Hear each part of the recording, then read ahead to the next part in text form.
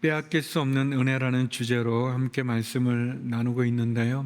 오늘은 5번째 시간으로 빼앗길 수 없는 구원에 대한 말씀을 나누고자 합니다. 고린도후서 5장 17절 말씀인데요. 우리 한 절 말씀 함께 같이 읽도록 하겠습니다. 함께 읽겠습니다. 그러므로 누구든지 그리스도 안에 있으면 새로운 피조물입니다. 옛것은 지나갔으니 보십시오, 새 것이 됐습니다. 아멘. 세상에는 두 부류의 사람들이 있다고 말할 수 있습니다. 한 부류는 죄로 인해 죽은 사람들이고, 다른 부류는 예수님을 통해서 구원을 받은 사람입니다. 사람들이 삶과 죽음의 그 중간에 존재할 수 없는 것처럼 세상은 살았거나 죽었거나 둘 중에 하나입니다. 죄인이거나 아니면 성도이거나 영적으로 살아있거나 영적으로 죽어있거나 둘 중에 하나에 처하게 됩니다. 하나님의 자녀이든지 아니면 사단의 자녀이든지 중간의 지대는 없습니다. 거듭난다는 것은 우리가 새로운 피조물이 되는 것을 의미하죠. 우리가 읽은 말씀에 보면 사도 바울은 우리들에게 그리스도 안에 있으면 새로운 피조물이라고 이야기합니다. 옛것은 지나갔으니 보라, 새 것이 되었다라고 말씀합니다. 우리의 자격이나 능력이나 성과에 따라서가 아니라 그리스도 안에 있으면, 예수님 안에 있으면, 주님으로 말미암아, 예수님의 은혜로 말미암아 우리는 새로운 피조물이 된다고 말씀합니다. 특별히 고린도후서 5장 17절은 우리는 이미 완성된 작품이 아니라 완성되어 가는 작품이라고 말씀하고, 이미 끝난 인생이 아니라 진행 중인 인생이라고 말합니다. 우리의 존재가 아무것도 아니지만 그리스도 안에 있으면, 주님 안에 있으면 우리는 놀라운 하나님의 작품으로 만들어지는 새로운 피조물이라고 이야기합니다. 저는 오늘 두 가지를 나누고 싶고, 이 두 가지는 우리가 너무나 잘 아는 그런 내용입니다. 사실 우리가 잘 알지만 이것을 이렇게 마음 깊이 느끼지 못하고 또는 깊이 생각하지 못했다면 너무 당연하고 또 너무 잘 아는 부분이지만 우리가 새롭게 확인하는 그런 시간이 되었으면 좋겠습니다. 먼저 첫 번째는 육체로는 구원을 받을 수 없습니다. 육체로는 구원을 받을 수 없다는 것이죠. 우리 고린도후서 5장 17절 앞절인데요. 고린도후서 5장 16절 말씀 한번 같이 읽어보겠습니다. 시작. 그러므로 이제부터는 우리가 아무도 육체를 따라 알려고 하지 않습니다. 전에는 우리가 그리스도를 육체를 따라 알았으나 이제는 더 이상 그렇게 알지 않습니다. 육체로는 우리의 어떤 육신이겠죠. 누구도 이렇게 떳떳할 수가 없습니다. 우리가 구원을 받는 것은 우리의 육체로 얻는 것이 아닙니다. 다시 말하면 어떤 우리의 신분 또는 우리의 어떤 가문 또는 배경, 자격, 어떤 우리의 공로, 우리의 능력, 그런 어떤 우리의 인간적인 그런 모습으로는 구원을 받을 수가 없습니다. 이 세상에 육신을 입고 살아가는 인생은 누구도 죄로부터 떳떳할 수가 없고 죄로부터 자유로울 수 없습니다. 우리가 그것을 알 수 있는 사실이 죽음이죠. 사망입니다. 죽음은 모든 사람들, 이 세상에 호흡하는 육신을 갖고 있는 모든 사람들이 죄인이라는 것을 말해주는 가장 확실한 증거입니다. 성경은 죄의 결과가 사망이라고 말씀합니다. 그리고 죄를 지은 육체는 그 영혼도 함께 죽는다고 말씀합니다. 그리고 누구도 그 죄를 자기 스스로 구원할 수 없다고 말씀합니다. 새로운 피조물이 되기 위해서 우리가 필요한 것은 우리의 육신을 더 잘 가꾸는 것이 아니라 우리의 육신의 자격과 공로를 세워가는 것이 아니라 예수님을 영접해야 합니다. 예수님 안에 새 생명을 얻을 수 있는 힘이 있기 때문에 그렇습니다. 죽어가는 사람에게 필요한 것은 그 죽음으로부터 구원하는 생명이죠. 죄를 지은 사람은 육체적인 생명, 또 정신적인 생명, 또 도덕적인 윤리적인 생명을 소유했을지는 몰라도 죄를 지은 인생은, 사람은 영적으로는 죽은 존재입니다. 하나님께서 아담에게 말씀하신 것처럼 너가 먹는 날에는, 너가 죄를 짓는 날에는 정령 죽으리라 말씀하셨고, 그리고 아담과 하와가 죄를 졌을 때, 하나님께 불순종했을 때 그들은 육체적으로는 호흡할 수 있을지는 몰라도 영적으로는 죽었습니다. 영적으로 죽었다는 의미는 하나님과 우리가 분리됐다는 것을 의미합니다. 우리 안에 하나님의 호흡을 통해 하나님의 영으로 우리가 생명을 얻었는데, 하나님과 죄로 말미암아 끊어짐으로 우리는 그 하나님의 호흡, 하나님의 그 영, 하나님의 그 생명으로부터 죽음에 이른 존재가 되었습니다. 그리고 죄는 죽음으로 그 대가를 치르는 거죠. 죄는 죽음으로 갚아야 하고, 죽음은 결국 우리로 하여금 죄의 결과이고, 그리고 죄로 말미암은 결과이기 때문에 그 죄로부터 구원을 얻기 위해서 우리는 또 하나의 죽음을 필요로 한다는 것을 알게 됩니다. 그리고 그 죽음은 성경에서는 피로 갚는다라고 이렇게 설명합니다. 왜냐하면 육체의 생명이 피에 있기 때문에, 그리고 그 피가 우리의 죄를 속한다고 성경은 말씀합니다. 우리가 잘 아는 말씀인데요, 레위기 17장 11절 말씀입니다. 같이 한번 읽어보죠. 시작. 이는 육체의 생명이 피에 있기 때문이다.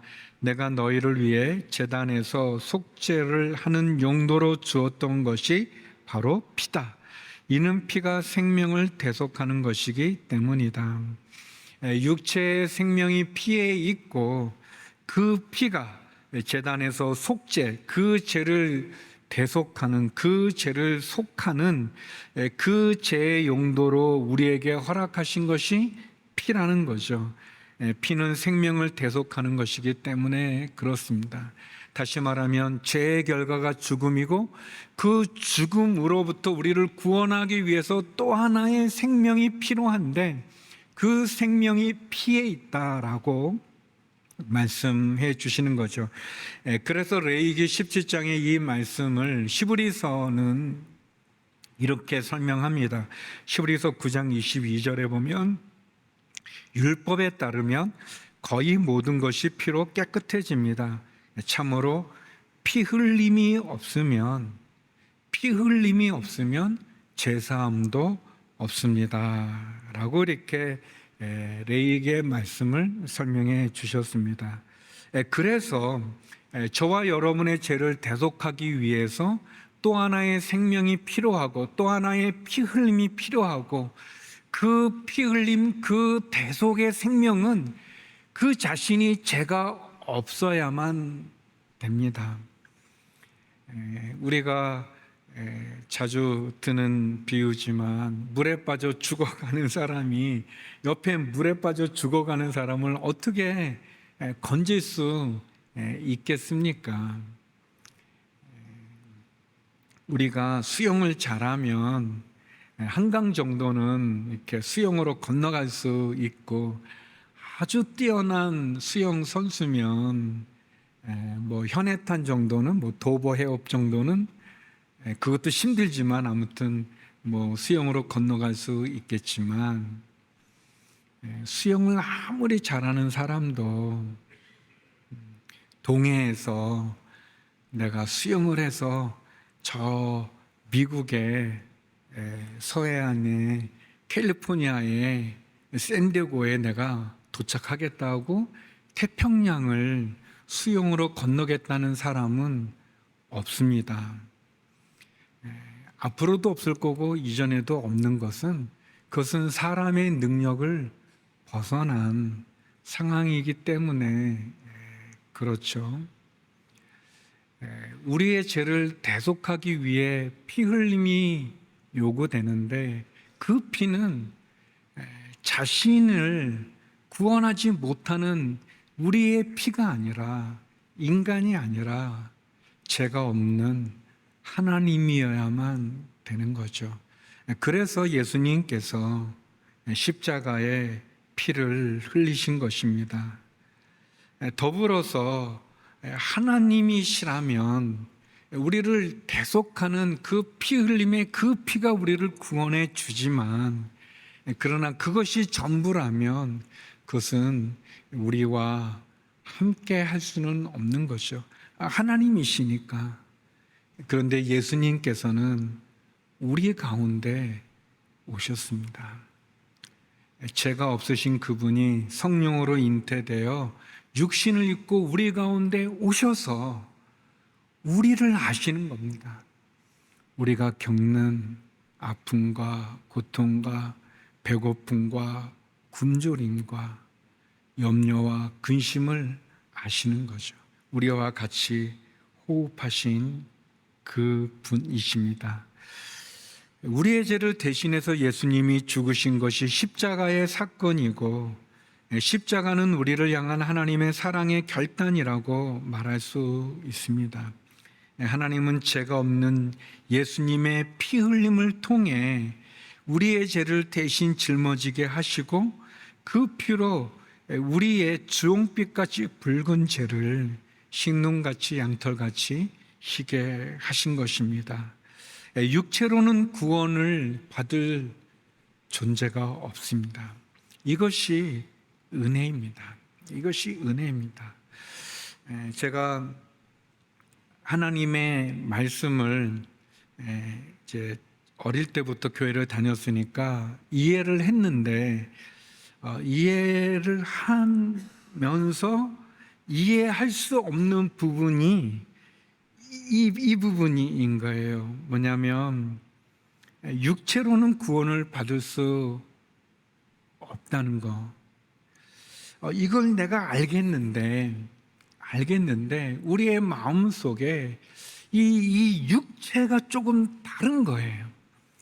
그러니까 저는 좀 괜찮은 사람이고 제 친구는 조금 안 괜찮은 사람이라는 그 생각이 있는 거예요. 중학교 1학년 수양회 때 주제가 이 구원이었습니다. 그래서 사형리를 가지고 저희가 말씀을 보게 됐는데, 다 이해를 했어요. 제가 다 이해를 했는데, 이 육체에 대한 우리의 마음 속에 갖는 교만이 제 속에 있는 것을 알게 됐고, 그 교만은 결국 예수님 나를 위해 흘리신 그 보혈의 피의 진정한 의미를 깨닫지를 못하게 했습니다. 무슨 말이냐면, 중학교 1학년 때 친구가 있는데, 같은 교회 다닌 친구인데, 그 친구는 이렇게 교회 올 때 스레빠를 스레빠 일본말 같은데, 이게 샌들 같은 그런 거 신고 오고, 저희가 이제 교복 세대인데 교복을 입고 단정하게 와야 되는데 사복을 입고 오고, 늦게 오고, 와서도 작년만 하고 아주 행실이 좋지 않았던 친구였어요. 근데 또 저는 그때 아버님으로부터 교회를 나간다고 핍박 속에서 신앙생활을 했던 때인데, 진짜 썰렁한 조크지만 저희 아버님은 노동으로 저희 사남매를 키우셨기 때문에 힘이 굉장히 센 분이에요. 그래서 한 대 맞으면 너무너무 아픕니다. 여러분이 저희 아버님께 안 맞아봐서 느낌이 없으신데, 그러니까 저는 이제 아무튼 어려운 상황에서 신앙생활을 하고 또 교복도 하고, 아버님이 좀 치사하지만 그 버스를 타고 교회를 가야 되는 거리예요. 이렇게 짧은 거리는 아닌데 치사하게 그때 저희는 회수권이라는 거가 있었는데 아무튼 차비를 안 주셔가지고 교회 못 가게 하시려고, 그래서 걸어서 가기도 하고 또 갔다 오면 또 맞기도 하고 굉장히 아픈 매를 맞기도 하고, 그리고 또 중학교 1학년이니까 얼마나 공포감과 그 두려움이 있겠어요. 반면에 그 센터를 신고 는 친구는 어떻게 그런지, 아무튼 아버님이 장로님이셨어요. 그래가지고 그 친구와 얘기하다 보면 좀 낙담되는 거는, 저는 교회 나간다고 아버지한테 맞고 그 친구는 교회 가야 되는데 늦잠 잔다고 맞고, 또 둘이 다 맞기는 맞았는데 내용이 좀 너무 이렇게 좌절되죠. 그런데 이제 선생님이 설명을 다 하고 얘기했어요. 이제 우리의 육체로는, 우리의 공로로는, 자격으로는 구원을 받을 수 없는데 예수님이 우리의 다리가 되어 주셔서 예수님을 믿는 사람마다 하나님의 자녀가 되는 은혜를 주었다. 그러면서 이제 저희를, 여자 선생님이셨는데 저희를 이렇게 동그랗게 이렇게 둘러서 이렇게 앉혀놓고 이제 가리키시다가 마지막에 이제 우리가 마음을 열고 예수님을 영접하면 구원을 받는 거다. 하나님의 자녀가 되는 거다. 예수님을 영접할래? 이렇게 저희를 초청했어요. 저는 정확하게 이해를 했어요. 그런데 그 친구가 제일 먼저 손을 들고 선생님, 저는 예수님을 영접하겠습니다 그러는 거예요. 제가 저러면 안 되는데, 아니 나도 예수님 영접해서 구원받고 쟤도 예수님 영접해서 구원받으면 제가 너무 억울하고 제가 너무 힘든, 나는 맞으면서 걔도 맞긴 하지만 좀 내용이 좀 다른, 안 되는데 쟤는 나하고 똑같이 구원받으려면 적어도 성경을 일독하든지 아니면 적어도 새벽 기도를 좀 나오든지 뭔가 그래야만 된다고. 제 마음이 삐딱해가지고 그때 예수님을 영접하지 않았어요. 대부분 다 영접하고 선생님도 당하고 믿음이 좋아 보이는 제가 제일 싫었어요. 그거 이제 끝나고 선생님께 여쭤봤어요. 아니 이렇게 예수님을 믿고 고난과 어려움을 당하는 사람이 예수님 영접해서 구원받는 거 하고 그냥 교회 잘 안 다니고 자기 마음대로 막 살다가 그러다가 예수님 영접해서 구원받는 사람하고 똑같이 구원받으면 이거 불공평한 거 아닙니까 선생님? 그랬어요. 그때 그 선생님의 명언이 지금도 참 귀에 들리는데, 그래 내가 전도사님께 물어보고 올게. 낙심됐습니다. 전도사님이 저를 불렀어요. 그래서 얘기하셨던 게, 너는 강도, 예수님 좌우에 있는 강도가 죄를 져서 죽을 죄를 졌는데 그 강도가 예수님을 영접한 한평 강도를 어떻게 생각하니? 저한테 물어보시는 거예요. 그래서 제가 나쁘다고 생각합니다. 죄값을 치러야 된다고 생각합니다. 어린 마음에 전도사님이 왜 질문하는지를 알았기 때문에 불편해가지고 그랬어요. 그러다가 예수님을 영접 안 했기 때문에 얼마나 두렵습니까? 얼마나 무섭습니까? 제가 중3 때 그 예수노단 화요 모임에서 찬송가 부르는 가운데 예수님을 영접하게 됐어요. 그거는 제가 한 2년의 시간 동안 죄를 안 지려고 너무너무 노력을 했는데 죄를 안 질 수 없는 저를 알았기 때문에 그래요. 여러분, 우리 어린아이들 죄에 대해 다 압니다.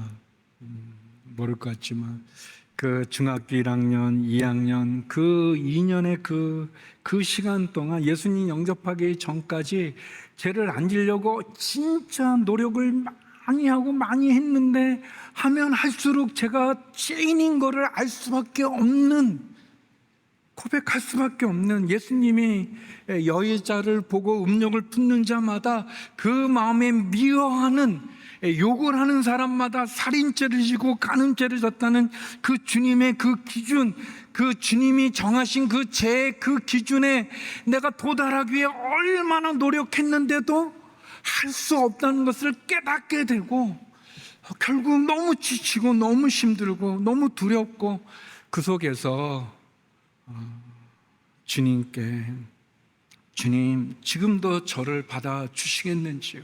이런 죄인을 받아주시겠는지요? 그랬을 때 주님이 나는 너를 거절하지 않았다. 너가 죄인이기 때문에 내가 죽은 거고, 너가 죄인이기 때문에 내가 온 거고, 내가 십자가의 피를 흘린 것이 아니겠냐. 너는 왜 나를 거부하냐라고 말씀하셨을 때 제가 알게 됐어요. 육체로는 구원을 받을 수 없다는 것. 그 육체는 나를 의미할 뿐 아니라 모든 사람을 얘기하는 겁니다. 그래서 내가 누구를 정죄할 수도 없고, 내가 누구를 판단할 수도 없고, 내가 그 사람보다 조금 나은 육체를 가졌다고 해서, 저 사람보다 조금 나은 육체의 삶을 가졌다고 해서 구원 얻을 수 없다는 것을 알 수밖에 없는 거예요. 고백할 수밖에 없는 거예요. 그래서 두 번째, 오늘 본문이 우리에게 주는 그 내용, 우리가 빼앗길 수 없는 이 구원의 진리는 뭐냐면 그리스도 안에서 새로운 피조물이라는 겁니다.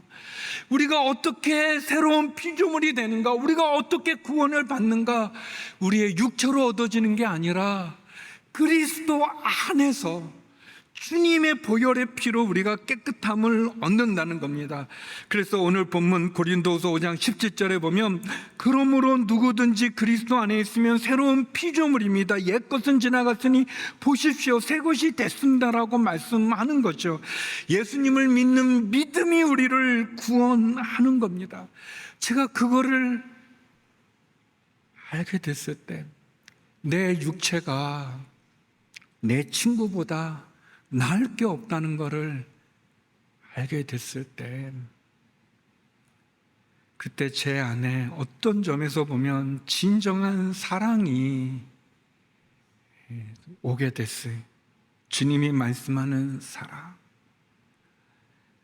원수를 내 몸같이 사랑하라는 사랑, 내 이웃을 내 몸같이 사랑하라는 사랑, 누가 내 오른편을 때리면 왼편을 돌려대라고 말씀하시는 그 사랑, 누가 억지로 우리를 가고자 할 때 심리를 가질 수 있는 사랑, 그 사랑. 왜냐하면 내가 죄인이기 때문에 이 죄를 내가 내 스스로 구원할 수 없기 때문에 하나님의 사랑만이, 주님의 사랑만이 나를 구원하기 때문에, 이거는 너무너무 놀라. 마찬가지로 내 형제, 내 자매, 내가 보는 분, 내가 손가락질하고 싫어했던 분, 그분조차 나와 같은 죄인이기 때문에 그분을 위해 주님이 죽으셨는데, 그분을 위해 죽으신 그 주님의 십자가를 내가 믿는데 내가 어찌 그분을 정죄할 수 있겠는가, 판단할 수 있겠는가. 그거를 깨닫게 되면서 주님이 말씀하셨던, 할 수 없을 것 같은, 사도 바울이 고린도전서 13장에 말하는 할 수 없을 것 같은 그 사랑을 할 수 있는, 그리고 그것이 얼마나 큰 축복인지를 깨닫게 되는 은혜를 누리게 되었습니다. 우리의 구원은 하나님의 선물이고 은혜죠. 조건으로 얻어지는 것이 아니라 믿음으로 얻게 되어지는, 내 힘으로는 안 되고 내 지식, 내 공로로 안 되는, 그래서 내 생각이 아니라 하나님의 말씀을 믿는 믿음으로 구원이 지식, 감정, 기분이 아니라 우리 죄를 사하신 영원 불변한 하나님의 말씀을 믿는 믿음으로, 그리고 우리의 입술의 고백으로 얻어진다는 것을 알게 되었습니다. 로마서 10장 10절 말씀인데요, 우리 같이 한번 읽어보겠습니다. 시작. 사람이 마음으로 믿어 의에 이르고 입으로 고백해 구원에 이릅니다. 이 놀라운 깨달음은 이 성경을 이렇게 눈이 떠지는, 이 성경이 이해되어지는, 깨달아지는, 눈이 떠지는, 이렇게 막혔던 거가 뚫리는 그런 경험이었습니다. 저는 이 은혜가, 이 고백이 제가 경험했던 성경이 이해되어지고 풀려지는 그 은혜가 지금 이 시간 여러분에게도 있기를 주의 이름으로 축원합니다. 또 영상으로 예배드린 분에게도 있기를 원합니다. 고린도서 5장 17절 보면 이렇게 되지 않습니까? 누구든지 여러분, 누구든지는 뭐냐면 제한이 없는 겁니다. 저도 마찬가지고 여러분도 마찬가지고 우리 모두를 말하는 거죠. 누구든지 제한이 없는, 신분이나 죄인이나 의인이나, 의인이 어디 있겠습니까? 나이가 많은 사람이든 나이가 적은 사람이든 남자든 여자든 국가, 한국 사람이든 중국 사람이든 일본 사람이든 누구든지라고 얘기합니다. 그리스도 안에 있으면, 예수님 안에 있으면, 예수님의 십자가를 믿으면, 성경은 구원을 얻을 다른 이름이 없다고 말씀하지 않습니까? 예수님만이 구원에 이르는 유일한 길이요 진리요 생명이라고 말씀하지 않습니까? 그 예수님 안에 있으면 새로운 피조물이 된다는 겁니다. 새로운 피조물. 여러분, 우리는 창조주가 아닙니다. 우리는 신이 아니죠. 우리는 피조물입니다. 우리를 지으시고 만드시고 창조하신 분이 계시는 거예요. 그분이 우리의 왕이고 우리의 하나님이고 우리의 구원자이십니다. 누구든지 그리스도 안에 있으면 새로운 피조물, 우리가 새롭게 하나님의 자녀로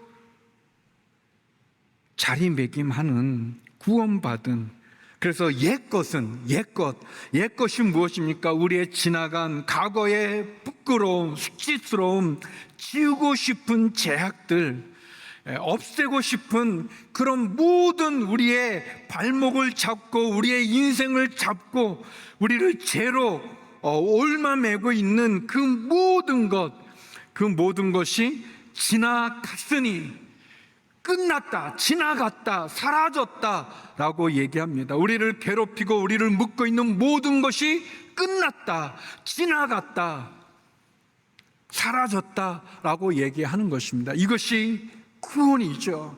어떻게? 누구든지 그리스도 안에 있으면 하나님의 아들이신, 그리고 육신으로 우리를 대신하여 또 다른 피로, 생명으로 우리의 생명을, 죽을 수밖에 없는 우리의 생명을 대신하는 그분을 믿으면 새로운 피조물이 됐다는 겁니다. 그래서 보십시오, 새 것이 되었다. 새로운 피조물, 새로운 인생, 새로운 삶